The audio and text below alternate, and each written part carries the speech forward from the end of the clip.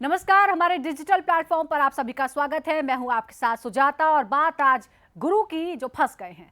Road rage case में पूर्व cricketer और पंजाब कांग्रेस के नेता नवजोत सिंह सिद्धू को आज जेल जाना ही पड़ा। सुप्रीम कोर्ट ने उनके क्यूरेटिव पिटीशन पर तत्काल सुनवाई से इनकार कर दिया, जिसके बाद सिद्धू ने कोर्ट में सरेंडर कर दिया।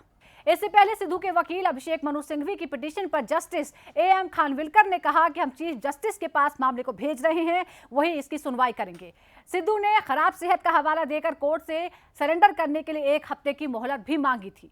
आज सिद्धू को राहत नहीं मिली तो अब 10 जुलाई तक उनके लिए राहत मिलना मुश्किल हो जाएगा, क्योंकि कोर्ट में 23 मई से 10 जुलाई तक गर्मी की छुट्टियां रहने वाली है। इस दौरान सिर्फ अर्जेंट मैटर पर ही सुनवाई होती है।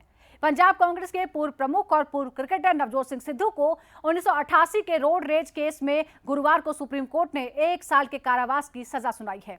2018 में सुप्रीम कोर्ट ने सिद्धू को महज 1000 रुपए के जुर्माने के साथ छोड़ दिया था। जस्टिस एएम खानविलकर और जस्टिस संजय किशन कौल की पीठ ने कहा कि 2018 के फैसले में त्रुटि है, जिसे सुधारने की जरूरत है।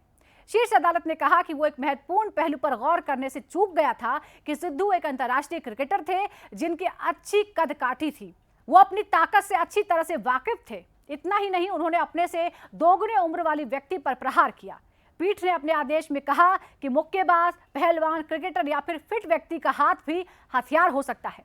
उत्पन्न परिस्थितियों में भले ही आपा खोया गया हो, लेकिन फिर भी गुस्से का नतीजा भुगतना होगा। शीर्ष अदालत ने अपराध की गंभीरता और सजा के बीच एक उचित अनुपात बनाए रखने पर जोर देते हुए कहा कि एक असमान रूप से हल्की सजा अपराध के शिकार को अपमानित और निराश करती है। हालांकि शीर्ष अदालत ने पीड़ित पक्ष के वकील सिद्धार्थ लूथरा की उस दलील को खारिज कर दिया कि सिद्धू को गैर इरादतन हत्या के तहत दोषी ठहराया जाना चाहिए।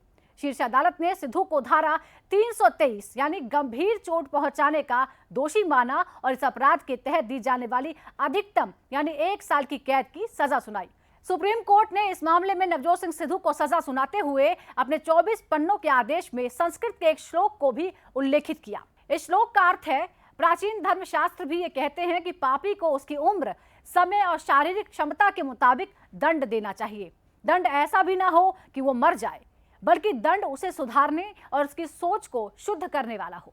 पापी या अपराधी के प्राणों को संकट में न डालने वाला दंड देना उचित है।